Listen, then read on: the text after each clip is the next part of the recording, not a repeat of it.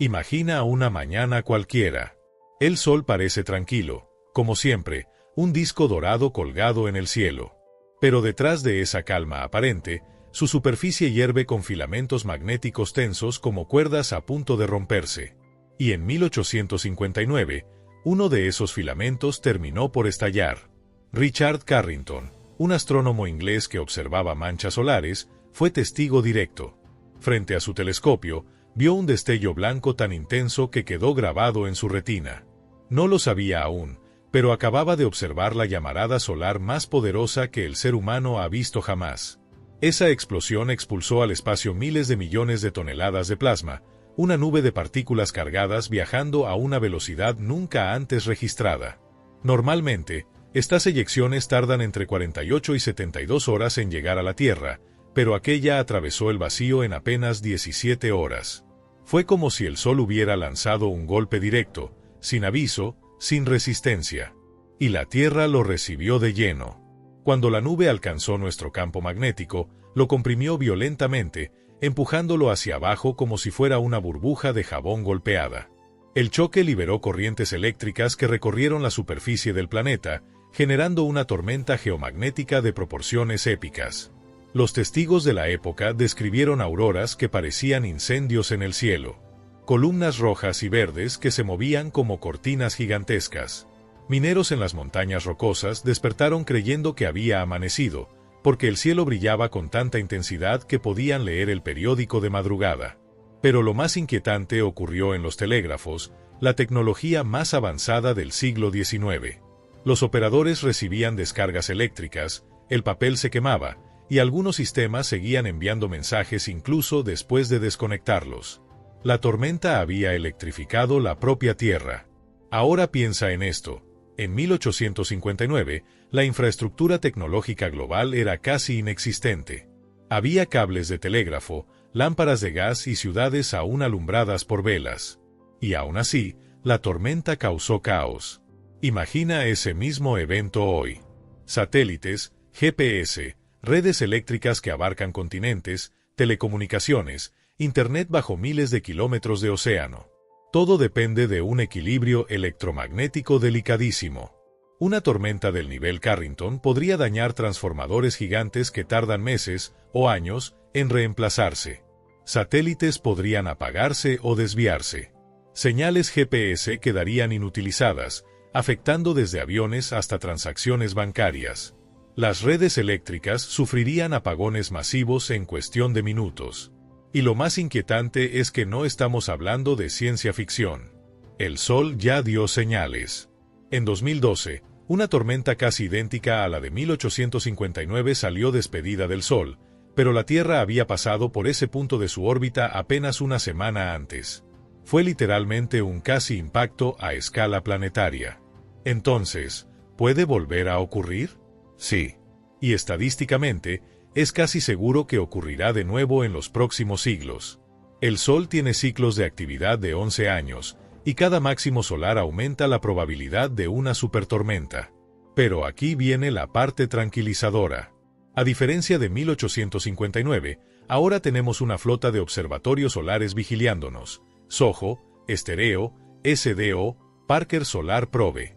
Podemos detectar una eyección de masa coronal casi desde su nacimiento, y eso nos da algo invaluable: tiempo. Horas, quizá un día entero, para preparar satélites, desconectar redes y reducir daños. No evitaríamos todos los efectos, pero sí podríamos evitar un colapso global. El evento Carrington sigue siendo, hasta hoy, un recordatorio silencioso de que dependemos de una estrella viva, impredecible, hermosa y peligrosa.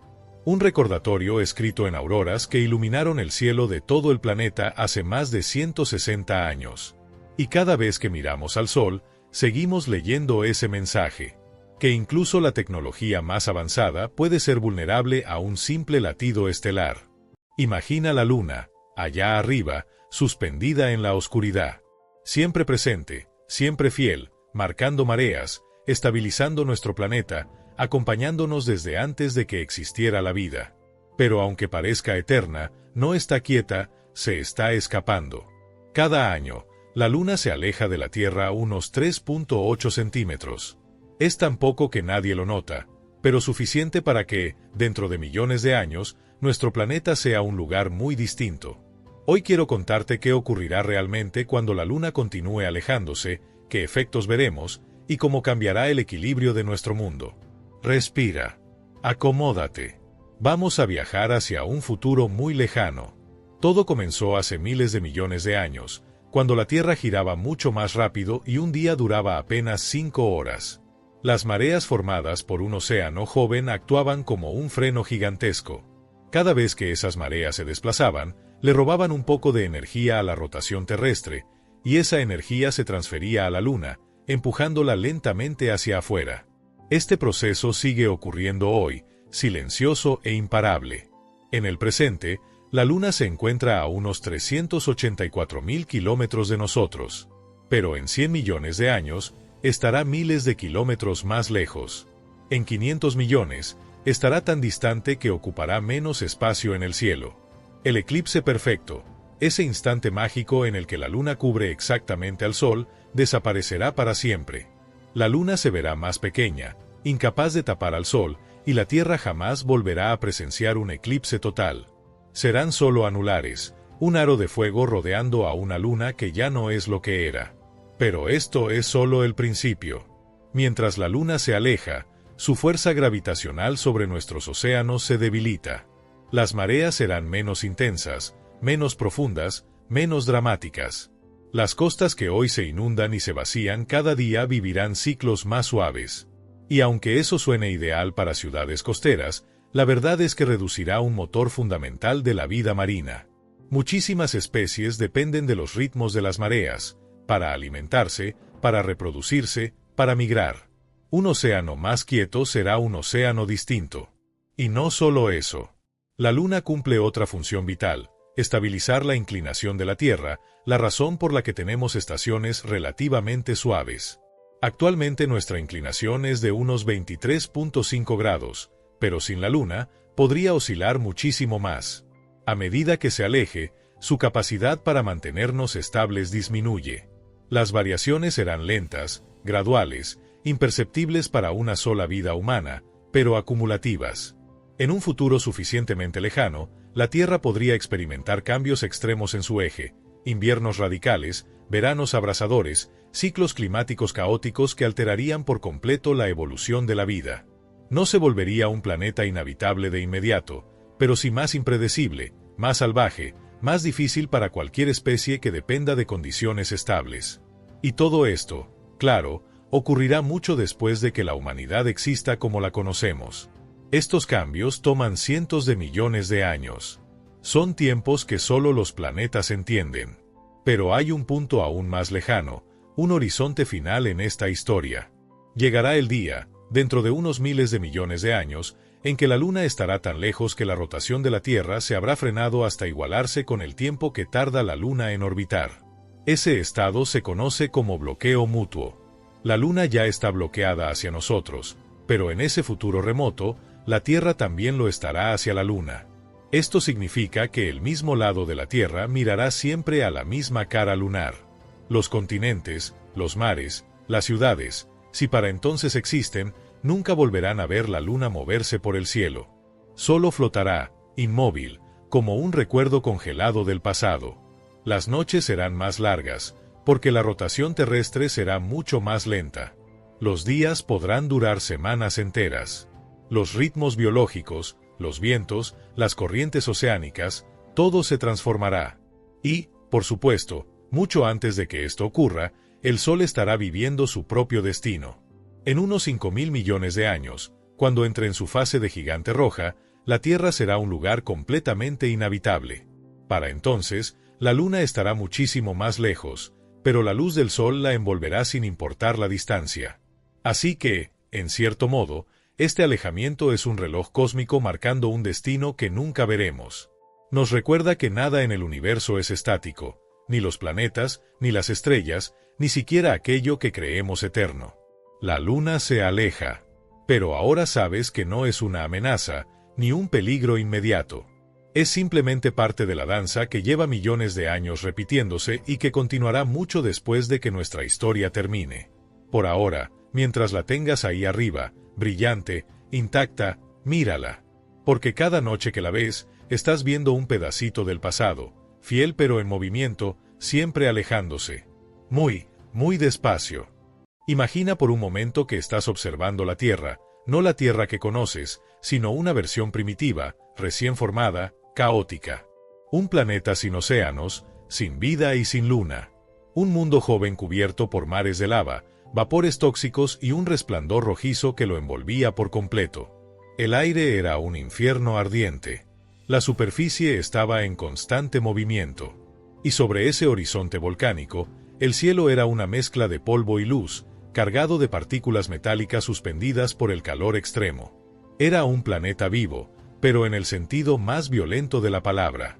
En aquel tiempo, el sistema solar era un vecindario peligroso. Los planetas aún no estaban completamente formados. Había cientos de cuerpos que competían por espacio. Imagina un torbellino de rocas gigantes, montañas errantes, esferas incompletas, fragmentos metálicos y nubes de polvo. Cada uno tratando de encontrar su lugar. Cada uno empujando, chocando, rebotando, destruyéndose y volviendo a nacer. Era un ballet caótico, una especie de lotería cósmica donde los ganadores se convertían en planetas y los perdedores en asteroides, lunas o escombros. Y en ese escenario aparece Theia, un protoplaneta del tamaño de Marte, quizás incluso un poco más grande. Se formó en una órbita cercana a la de la Tierra y, durante millones de años, ambos mundos mantuvieron una relación peligrosa. A veces se alejaban lo suficiente como para ignorarse. A veces se acercaban tanto que su gravedad deformaba sus superficies incandescentes. Era como si estuvieran destinados a encontrarse, atrapados en un baile que tarde o temprano terminaría en tragedia. Hasta que un día, esa tragedia llegó. Theia impactó contra la Tierra con una fuerza tan violenta que no hay forma humana de imaginarla. Fue el tipo de colisión que libera tanta energía como si millones de volcanes hicieran erupción al mismo tiempo. La corteza terrestre se abrió como si fuera papel. Rocas enteras se vaporizaban antes de poder salir despedidas. Nubes ardientes de metal líquido se elevaban al cielo. Y fragmentos gigantescos de ambos mundos fueron expulsados hacia el espacio, formando una nube de escombros que envolvía al planeta entero. Durante un breve periodo de tiempo, la Tierra quedó rodeada por un halo radiante. Un cinturón de rocas brillantes y polvo incandescente, tan luminoso que habría sido visible desde millones de kilómetros de distancia. Un auténtico anillo planetario. No un anillo elegante ni ordenado como el de Saturno, sino uno salvaje, hecho de rocas rotas, fuego y caos puro. Era como una corona ardiente girando alrededor de un planeta herido. Esos escombros no se quedaron quietos. Empezaron a girar, a mezclarse, a chocar unos con otros. Algunos fragmentos se pulverizaban en polvo fino. Otros se unían formando masas más grandes, como pequeñas lunas temporales. La gravedad estaba intentando poner orden en esa catástrofe. Y lo hacía de forma lenta, casi paciente, como si el universo quisiera reconstruir lo que había sido destruido. Durante ese proceso, la Tierra realmente tuvo anillos. Anillos densos. Anillos brillantes. Anillos parecidos, por un instante, a los de Saturno. Lo fascinante es que algunas simulaciones modernas sugieren que no solo hubo un anillo. Es posible que la Tierra tuviera varios anillos secuenciales que iban formándose, colapsando, fusionándose y reorganizándose mientras la gravedad hacía su trabajo. Quizá por miles de años, la Tierra lució como un planeta adornado con un halo resplandeciente. Pero algo más estaba ocurriendo en medio de ese caos. Entre los fragmentos más grandes, los choques ya no los destruían. Empezaban a fusionarse, crecían, evolucionaban. Y entre esas masas incandescentes, una comenzó a ganar ventaja. Era más grande, más estable, más capaz de soportar los embates del disco de escombros. Poco a poco, esa masa se convirtió en una esfera ardiente, roja, aún formada por roca fundida. Una esfera que un día sería la Luna. Imagínala recién nacida, orbitando tan cerca de la Tierra que llenaba una enorme parte del cielo. Era tan grande y tan brillante que iluminaba las noches como si fueran atardeceres eternos. Su superficie todavía estaba líquida, sus volcanes activos, sus montañas deformándose. La gravedad la mantenía girando en un ciclo constante, cada vez alejándose un poco más, muy lentamente, mientras la Tierra se enfriaba. Pero, ¿por qué la Tierra no conservó sus anillos? Porque los materiales de los anillos de Saturno son grandes bloques de hielo, extremadamente ligeros y estables a millones de kilómetros del Sol. En cambio, los escombros de la Tierra eran roca pesada y metal caliente, orbitando muy cerca, dentro de la región donde la gravedad favorece la unión, no la dispersión. En ese entorno, los anillos están destinados a colapsar. Lo que sube debe caer o juntarse en un cuerpo más grande. Así que los anillos desaparecieron. Y la Luna tomó su lugar como la obra final de ese desastre cósmico. Hoy, miles de millones de años después, los geólogos creen que una parte de Theia podría seguir atrapada en el interior profundo de la Tierra, quizás en dos enormes masas densas enterradas cerca del núcleo, como recuerdos geológicos de aquel impacto. Y otra parte está allá arriba, brillando cada noche. La Luna es mitad Tierra y mitad Theia. Un hijo del choque. Un testigo eterno de un accidente que casi le dio a nuestro planeta un sistema de anillos. A veces, cuando miras la Luna, no estás viendo solo un satélite. Estás viendo el fragmento sobreviviente de un mundo perdido. Un recordatorio silencioso de que la Tierra, por un breve y espectacular momento, lució como un planeta con anillos, rodeada por un arco brillante creado del choque más dramático de su historia. Un anillo que no duró, pero que cambió el destino del mundo para siempre. Imagina que, de un momento a otro, la Tierra deja de girar. No hay advertencia. No hay cuenta regresiva. Simplemente, se detiene. Nada en el cielo parece cambiar al principio. El sol sigue brillando. La luna sigue ahí. Pero todo lo que conoces está a punto de transformarse. Ahora mismo, aunque no lo sientas, la Tierra gira a más de 1.600 kilómetros por hora en el ecuador.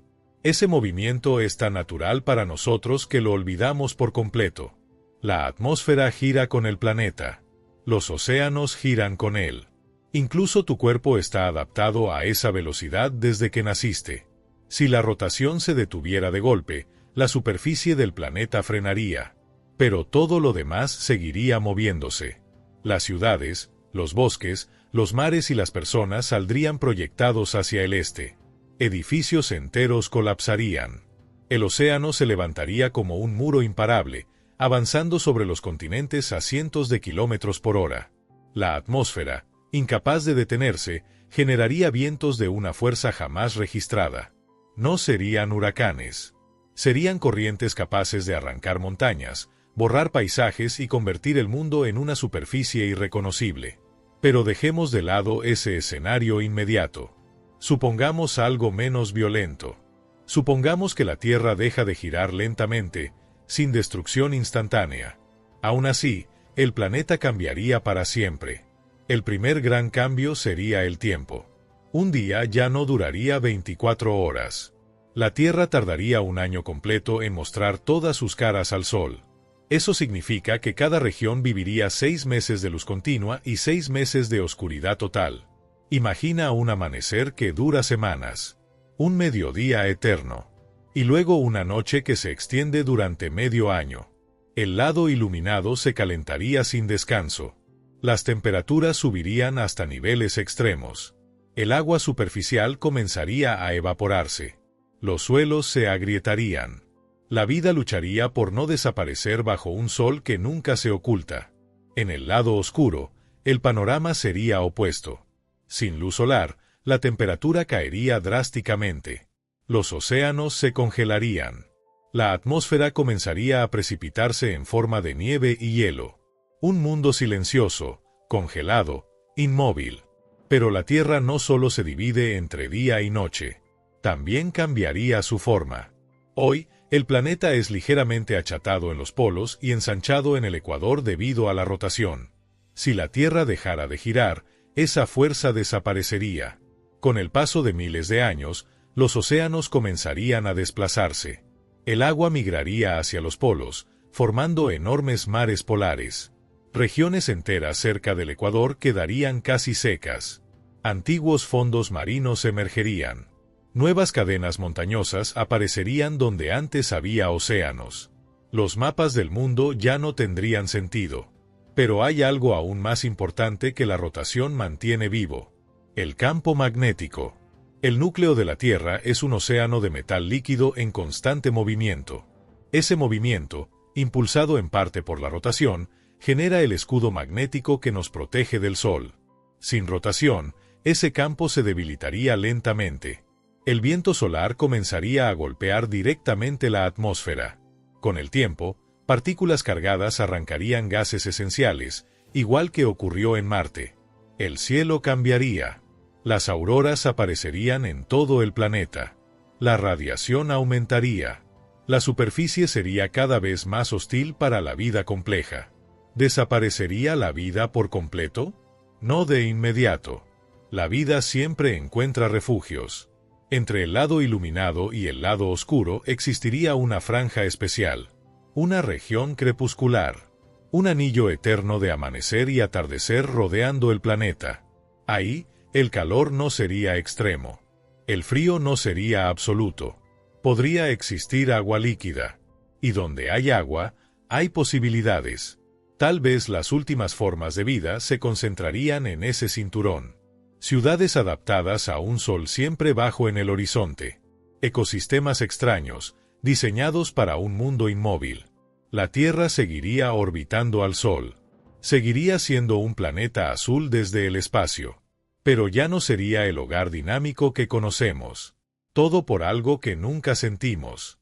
Pero que controla los días, los mares, los vientos y la vida misma. La rotación de la Tierra. Un movimiento silencioso que mantiene al mundo con vida. El agua está tan presente en nuestra vida cotidiana que rara vez nos detenemos a pensar en lo extraordinario que es que exista. Abrimos una llave, llueve, bebemos un vaso de agua y lo damos por hecho. Pero, en realidad, el agua líquida en la superficie de un planeta es algo excepcional en el universo. La Tierra no siempre fue azul. Hace unos 4.500 millones de años, nuestro planeta acababa de formarse a partir del polvo y las rocas que orbitaban al joven Sol.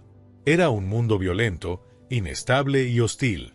La superficie estaba cubierta por océanos de magma, volcanes gigantescos y un bombardeo constante de meteoritos. En ese escenario, el agua líquida no tenía ninguna posibilidad de sobrevivir. Cualquier molécula de agua que existiera habría sido destruida o expulsada al espacio por las altísimas temperaturas. Y sin embargo, hoy los océanos cubren más del 70% del planeta.